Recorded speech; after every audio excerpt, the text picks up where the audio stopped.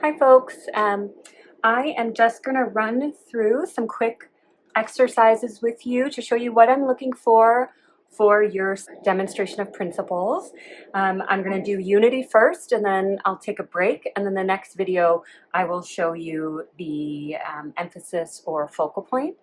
So I'm going to keep my exercises very, very simple just to show you what I want you to do for your exercises, but I do want you to spend enough time so that you can show that you really do understand the design principles. The first thing I'm going to do, and this is what I would encourage you all to do, is have your assignment sheet out and your sketchbook ready, so that you're not missing any of the instructions that are in the assignment sheet. So if I'm looking at part 1, Unity, which is what I'm working on, it is to create 3 different compositions in your sketchbook in pencil, portraying unity through proximity, unity through repetition, and unity through continuation. So then I'm going to go to my assignment sheet that gives the description of the 3 types of unity and the guidance for how to create these sketches in your sketchbook. So the first is unity by proximity. To achieve this desired approach, place a variety of shapes closely together to create a visual relationship. Objects, shapes, or forms in compositions that are placed in close relationship to one another create a visual sense of unity. That sense of unity is really creating a congruous or harmonious or a fully integrated composition that looks as though all of the elements in the composition belong together. Okay, and again, the intention is to create visual cohesion. The second is to create a composition with unity by repetition, and that is using several similar shapes repeated throughout the design to create visual unity. So that repetition of shape and form, you can use color, but for this exercise, we're sticking to graphite. That repetition creates a visual relationship. It relates each object to the next and creates that visual sense of cohesion and harmony because of the repeated pattern that you're creating. And the third example of unity we're going to do is continuation or flow. And again, we're going to use different shapes, so several different shapes in a variety of sizes in an arrangement that creates a visual flow. So that flow or continuation is implied by a composition that causes the viewer's eye to follow shapes or forms or objects along an implied path. So really, you're creating a visual direction through that sense of placement of objects and forms, and that creates a visual unity or a visual integrated image. So I'm going to choose to put all of my 3 examples of unity on one page.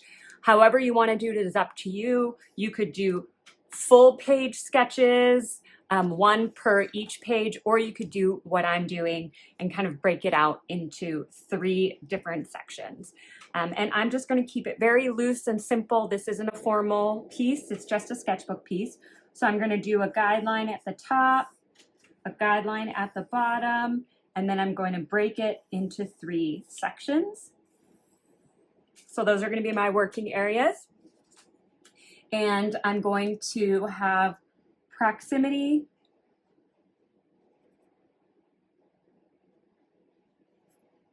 repetition,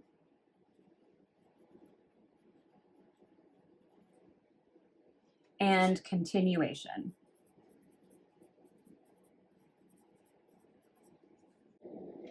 And again, I'm going to be going real simple here just to give you a basic idea. You can go a little bit more complex. You can make it way more detailed if you'd like to, but I'm going to keep it simple. So I'm going to start with proximity. Again, we are placing a variety of shapes closely together to create a visual relationship. Objects, shapes, or form. And we want a variety of shapes. So I'm going to do basic shapes. I'm going to do the triangle, the square, and the circle. And so if I look at this plane as my composition, the placement of where I put those shapes on this composition is going to determine its proximity. And I'm going to cluster them in the top right corner, or if you broke it into fours, the top right quadrant. And I'm going to do a triangle shape, a circle, a square, a rectangle, and I'm just going to repeat those shapes.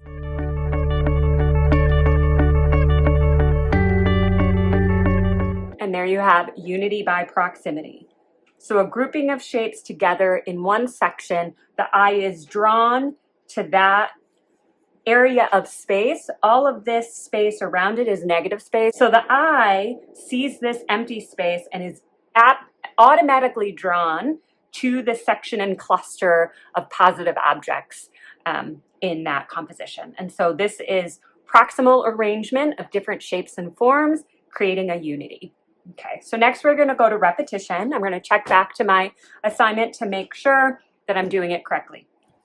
So for repetition, several similar shapes repeated throughout the design. And the repeated shapes or objects or forms create a visual relationship. So several similar shapes, right? With proximity, we did a variety of shapes. So we're going to keep similar shapes repeated throughout the design. And repetition is that shape repeated. And so for this, I might think about using that grid, right? We talked about the grid that helps create that visual patterning. And so I might lay down a really light grid that's very subtle. And I'm not measuring here because it's a sketch. And I might, again, do my vertical lines to the grid and just lay this down. And now I have that guidance. And now I'm going to repeat similar shapes throughout the composition. And that's going to create a sense of repetition. So I think I'm going to go with triangle shapes. And I'm just going to place that triangle using my grid as my guide.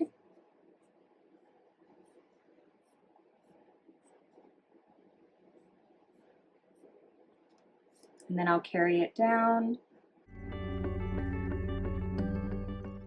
You'll notice unity through repetition in textiles, in wallpapers, in lots of different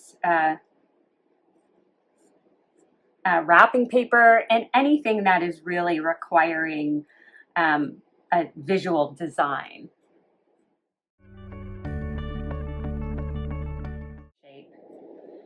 And you can vary this if you'd like and start making that similar shape a little bit bigger and do kind of a gradation of scale just to make it a little bit more interesting for yourself. And again, you can choose to make this more complicated.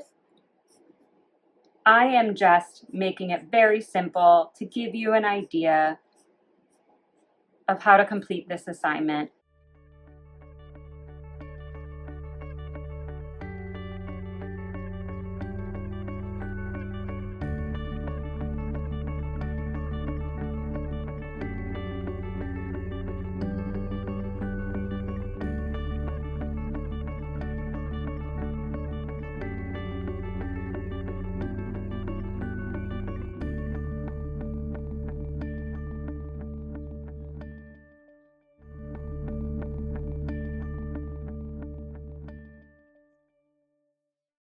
Okay, so that is repetition of shape and form.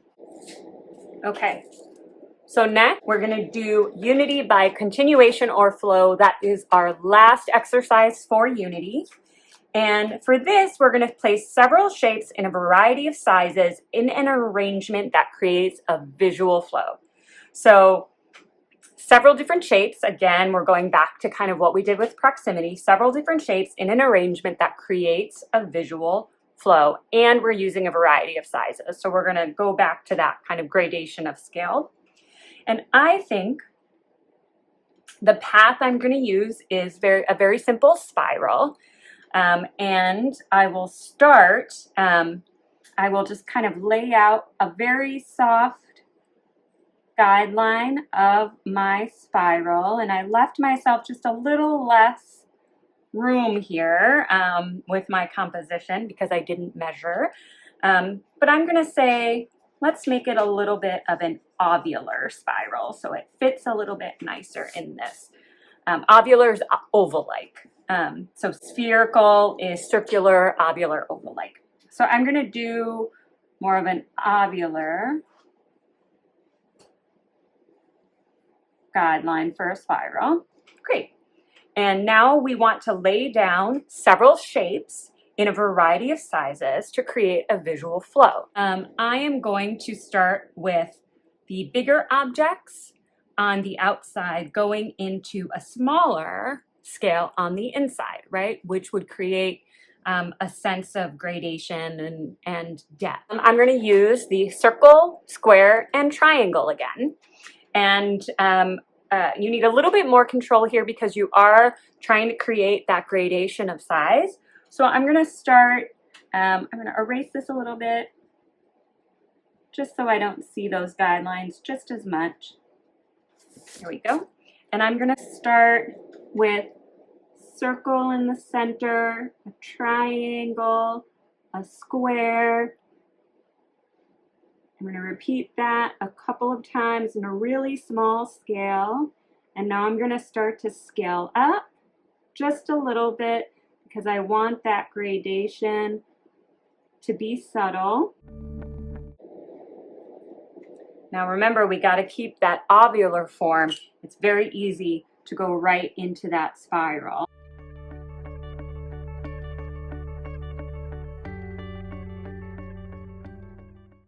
But we do want to keep our lines crisp for this exercise.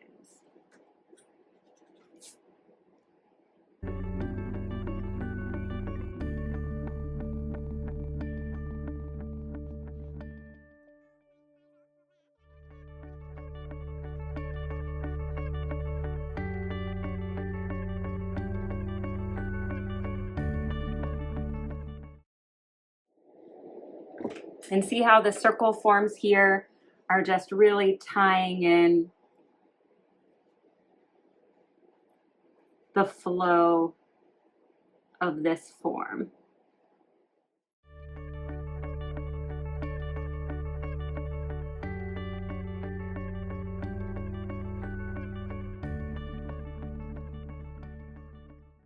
And now I'm going to stop and look back. It's always helpful to kind of stop for a moment, look back, make sure that the direction you're going is the direction you want to go in. Are you missing any parts? Is anything out of place?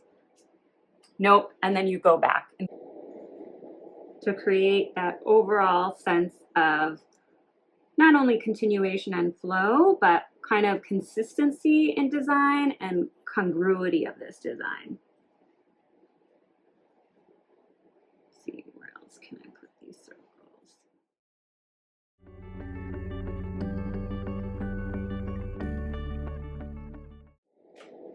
Let's see, that looks like a pretty clear spiral and continuation. So I think I'll stop there. So you'll notice that I did kind of break my picture plane a little bit here, and that's okay because this is just a sketch, but having a really clear border is also very nice and encouraged, but for the sake of this sketch, I think it's okay. All right, so that's unity. We'll show you close up. We have unity by proximity, repetition, and continuation or flow. Very, very simple. I did not spend a lot of time on this. Again, I kept it very simple just to show you what I'm looking for in this exercise. I'm going to pause here and then I'm going to come back with emphasis. Okay, folks, I am back again, this time to show you some examples of what we can do for emphasis. So again, I'm starting out with my sketchbook. I'm starting out with my assignment sheet. So I make sure I'm following the directions, and I have the materials that I'm going to work with. So for the first one, we are creating no emphasis or focal point.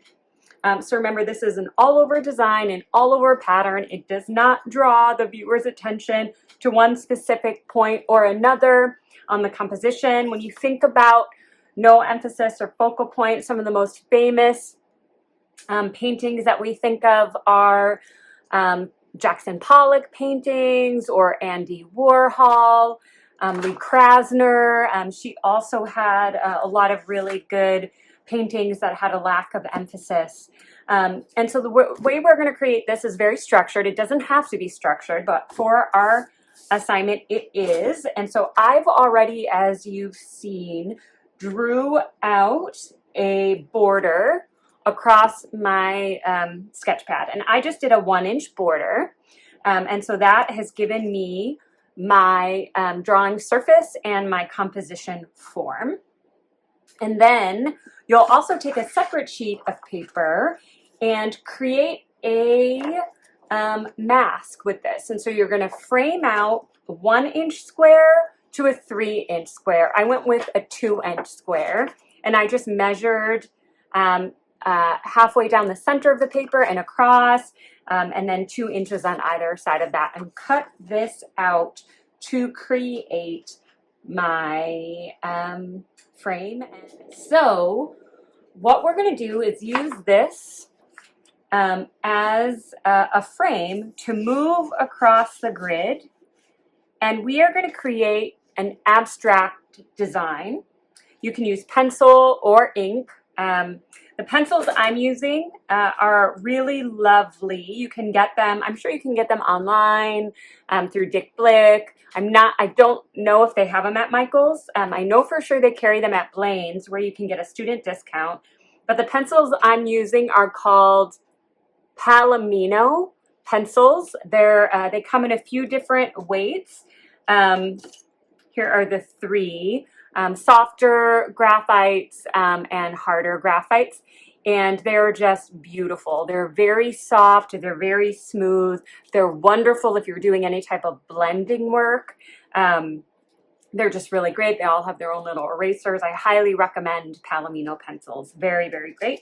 And then I'm just using a regular old needlepoint gel-based pen. Not really a drawing pen, but I have been really loving that. So I've created my frame that's going to help me move across the bordered paper and create our all-over design, our all-over patterning. And I want this to be abstract, so you know, if you have been working in an abstract way and already have a kind of design that you like to create, you can do that. If not, just be loose and make gestural marks, make very free kind of loose designs and markings. And so I'm just going to go ahead and take my grid and mask up the section that I want to work in, and I'm just going to line the left top edge to the left top edge of my frame, and I'm going to just go right in with my ink. I might come back and use pencil to create a little bit more of texture, but I'm just going to go with ink. And because this is abstract, I'm just going to play around. I'm going to use more kind of curvilinear lines, right? There's 2 types of lines: curvilinear that are more fluid, soft, create a sense of that flow, and then there's more angular rectilinear lines that are kind of rectangular, that are harsher, that have strong angles. We'll talk a little bit about that when we get to line. All right, so I have my first, and then you're just going to move this frame along, and you're going to again line it up. I'm going to bring it to the edge of where my design ended, and I'm going to choose to be a little consistent with my line again, because we do not want to create a focal point. I'm going to bring it down. It looks like We have a little bit more room, so I'm going to use this as a guide and my borderline as a guide. And I'm just going to continue that overall spiral, curvilinear line, creating a sense of flow. And I'm just going to move it along. And so I want you to move this along until you get to the final borders of your composition.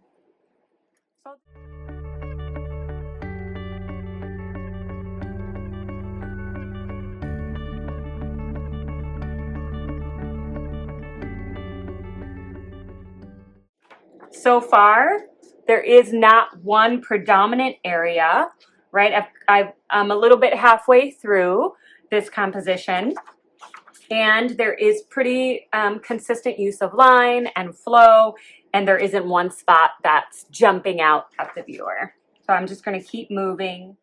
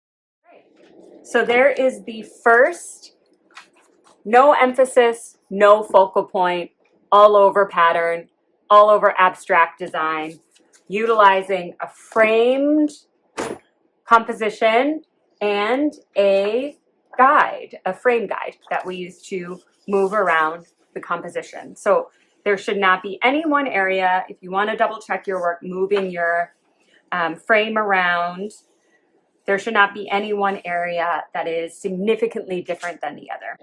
All right, so that is no emphasis or focal point. So we should just put a big X through this because it is no emphasis and no focal point. Okay, so for our next, we are doing emphasis by contrast. And this is done through collage. And so I want you to use either a magazine, a photo, or a book, or a couple of those things as your base image. And then you're going to cut those out. You're going to mount them into your sketchbook or onto white paper. And then you're going to select one element of another image that contrasts in color, clarity, or text. You're going to remove that element and place it into the full page image so that it creates contrast. And you're going for the maximum amount of contrast possible. So I was going around my house looking to see what I have. I don't really have a whole lot of magazines at the moment. And I wasn't, really wanting to rip up too many books. So magazines, books, newspapers, photographs. You can even download some images from Google search if you want to. And so I just picked through some kind of full page images. So I looked through these, and I think for my full page, I'm going to go with the three children. So that's going to be my base image. And then I looked at some other things. I have this, it's called a Macor. I thought it was kind of sheep. I found that image that I thought was good. I found this face mask image that we are all super familiar with. And so I think for emphasis by contrast, I'm going to focus on these two images. And so this is going to be my full page image, my base image, and then this is going to be the element that creates the contrast. So, this is even though this is in your sketchbook, I do want us to start thinking about craftsmanship. I want us to start thinking about clean lines and representation. And so you'll see there's a couple of things that we can change that make this look a little bit cleaner and crisper. So one is to cut this kind of scraggly line, right? And that would be the same with you if you're ripping something out of your sketchbook. Make sure you cut that frayed edge or the spirally edge. And then there's also this book number here at the edge that we can cut off. There is some text here. We can't really cut that off, so I'm not going to worry about that. But the elements that we can control, it's a good practice, even though this is your sketchbook, it's a good practice to think about craftsmanship, think about the quality of your work, think about how you can always be pushing that quality. So you're going to take your full page image and you are going to mount it into your sketchbook or onto paper. And you can use any type of glue, glue stick, and you can use tape, a double-sided tape, any type of adhesive that you have. And before you do that, always clean up your lines. So I'm going to use this level. I couldn't find my ruler today, so I'm going to use this level on my table, get a nice clear edge, and I'm just going to measure the shortest distance of that fray so I can get a good clean line.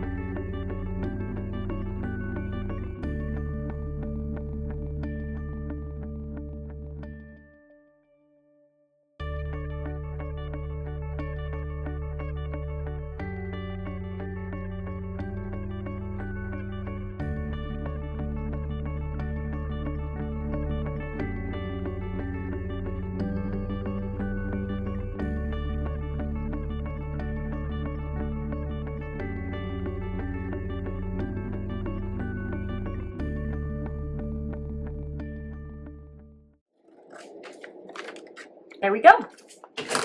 So now I have clean edges. I've removed that visual distraction of that number. I've removed that visual distraction of that scraggly edge. And now I'm ready to work with my base image. This is the point where you would secure your image down. I'm not going to do that for this exercise, but this is where you will secure that. And so I've already identified this marker. I've just learned a new animal friend. I've identified this marker as being my contrasting element. I'm looking at it in terms of contrast by object itself, right? These are human forms. This is an animal form. That is a contrasting element. I'm looking at the tonality of this image. It's all in a very similar tone. Other than the black pants, there's a lot of, it's just blue and white. This has a green background, which I am going to cut out, but the tone is very natural, very muted, which is different than the image itself. The scale of this is different. So I'm going to cut it out, I'm going to paste it, and I'm going to double check to make sure it's contrasting enough. Because sometimes we don't know until we try it.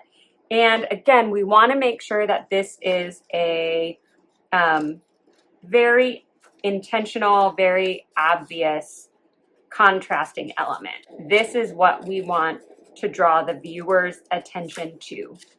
It is our, as the designer, as the artist, you are in this moment in control of what you want the viewer to focus on first, right? We always want to create designs that draw the viewer in, and sometimes you create designs that have the viewer look deeper into your work, and there's an element that draws them in, and then once they're in, they look deeper and they start to discover new things about your piece. And that's always a goal of lots of artists. I know with my work, sometimes I have elements that stand out, that create a focal point or are more emphasized. But other times I leave little cute clues in my pieces that really make the viewer investigate. And then once they're close to your work, once they've investigated it, then they start looking around it more and start to notice things in your work that maybe they didn't notice before. So I'm taking some time, as you can see, cutting this out because, again, I'm paying attention to craftsmanship. I'm paying attention to quality. I want to make sure my work is neat and clean, right? So there has to be a marriage between the representation, the quality, and the content, right? So that's the goal, is for quality and representation to match the content. And that's a goal that artists struggle with throughout their careers, whether they're emerging or whether they're mid-career or whether they're established, right? Is that balance of quality and craftsmanship and content. The question often is it worse to have a well-executed project that doesn't have any meaning and that the content is lost, or a poorly executed project that has a great idea? I don't know if I can say which one is better, but I know which one is more sad to me. And that's a really great concept that's executed really poorly. So we always are trying to find that balance. All right, so I cut out our new friend, and now I'm going to see how I want to integrate it. Okay, well, I want him to replace the head of the boy, but I need to remove some of the elements so I can make the head look seamless. So I'm going to cut out the neck area.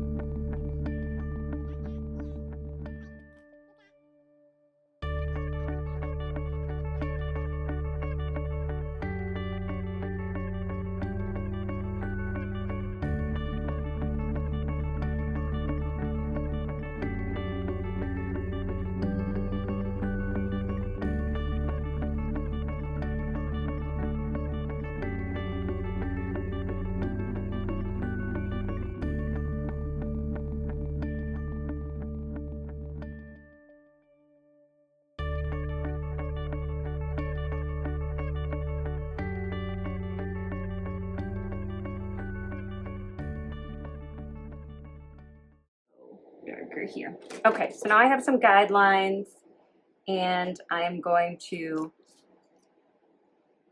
cut this a little bit more accurately so I can integrate it better with the design.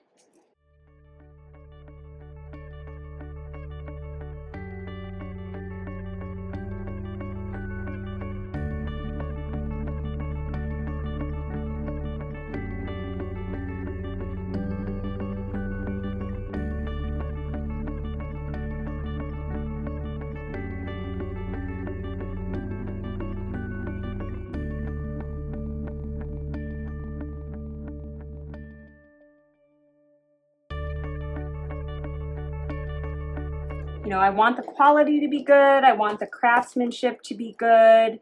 I want you all to think about how the finished pieces are going to look.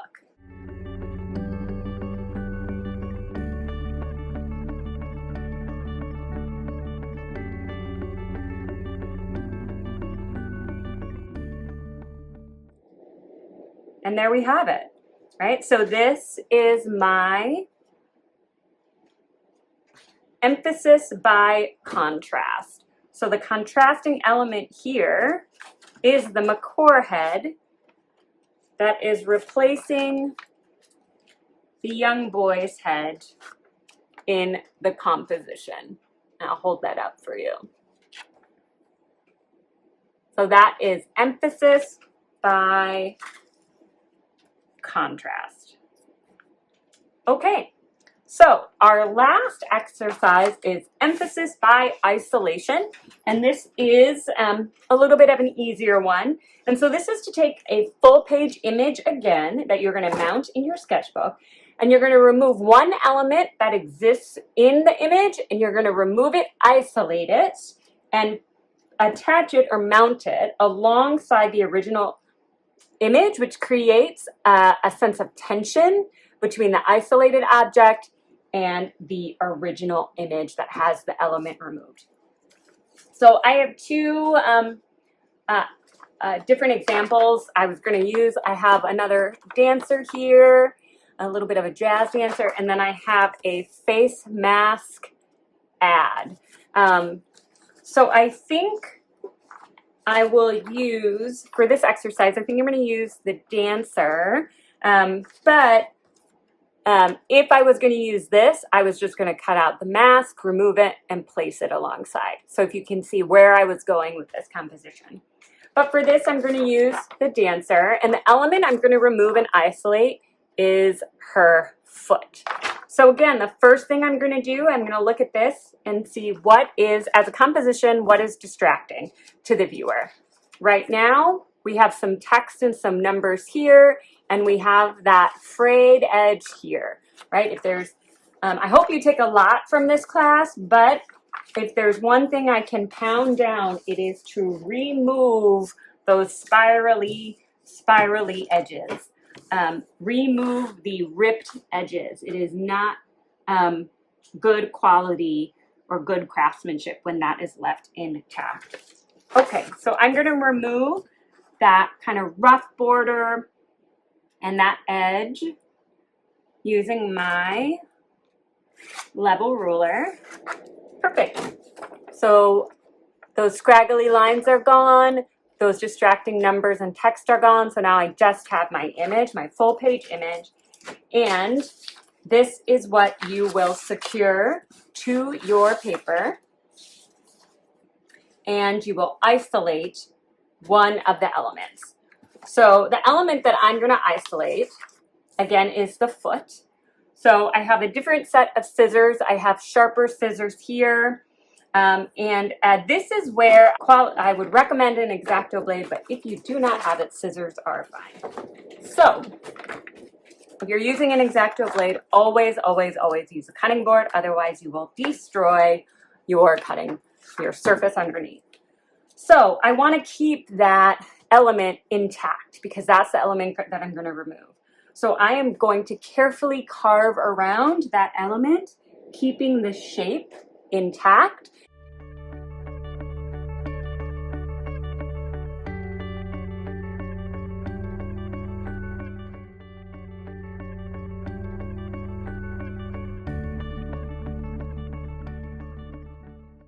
All right, so I've got my foot element, and I'm going to go and take my scissors. I have some smaller scissors here, and I'm just going to clean that up. Being very, very careful.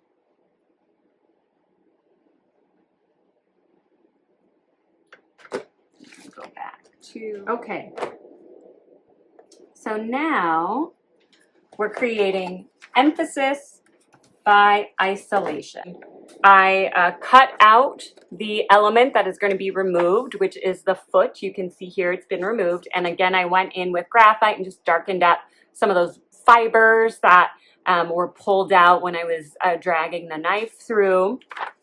And I'm taking my full-size image and bringing it to the entire corner of my sketchbook. So there is a white space next to it that is empty, and then the other part is fully made up by the image.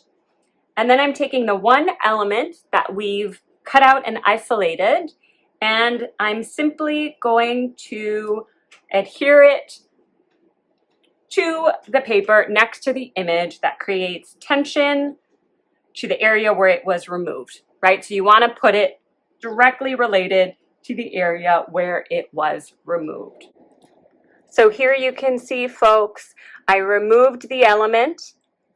I set it on the paper directly across from that spot where it was removed, and that creates that visual tension and that sense of isolation, right? So the foot is isolated, but it's also evoking this kind of emotional isolation in the absence of the foot.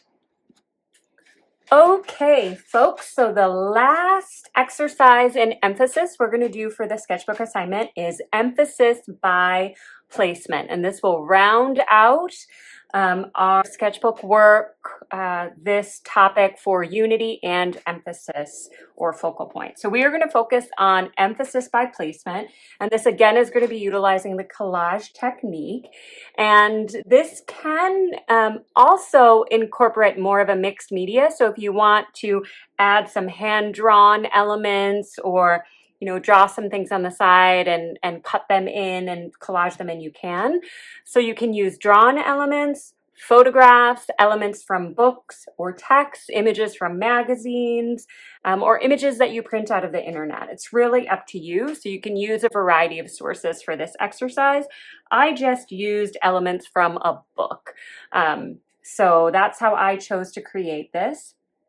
And what you're going to do, I want you to use multiple elements. So I have 1, 2, 3, 4, 5 elements. You could use a lot more, but I don't really want you to use less than 4 or 5 different elements, because I really want you to get the idea of creating a collage with different elements that you combine together. And remember, we're trying to draw attention and draw emphasis or create a focal point using placement. So where we are specifically placing elements in the design, and how can the design use visual intention or an implied line or implied sense of focus to draw attention to what you want the viewer to look at. And we're focusing on one main element.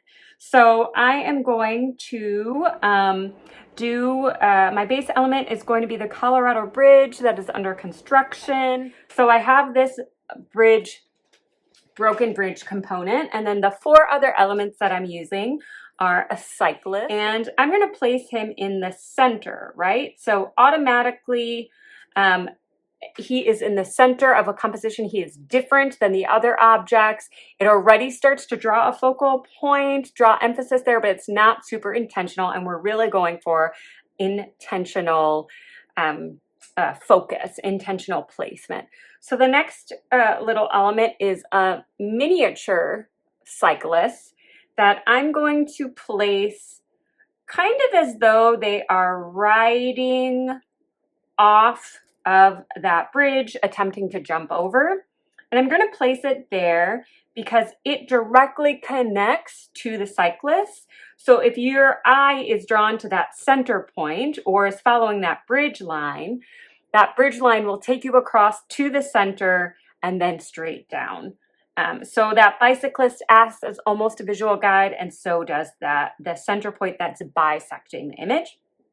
So then I have these different images of balloons, and red is always a attention drawer. It always creates a lot of focus.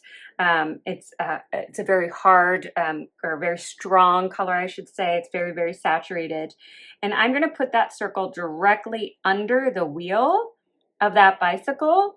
And my eye definitely gets drawn there. And to break that up, because that red is quite harsh, and I don't want the red to just be the focal point, I want the bicyclist to be the focal point, I'm going to take these balloons that are a little bit softer in color, and I'm going to place them underneath the red so it breaks up that focus a little bit.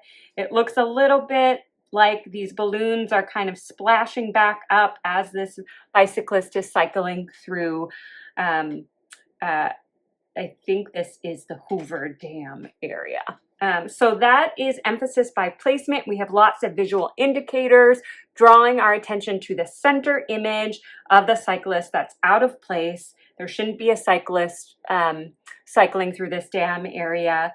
And the colors also break up the kind of neutral, natural elements in this composition that further draw our attention to the cyclist in the center.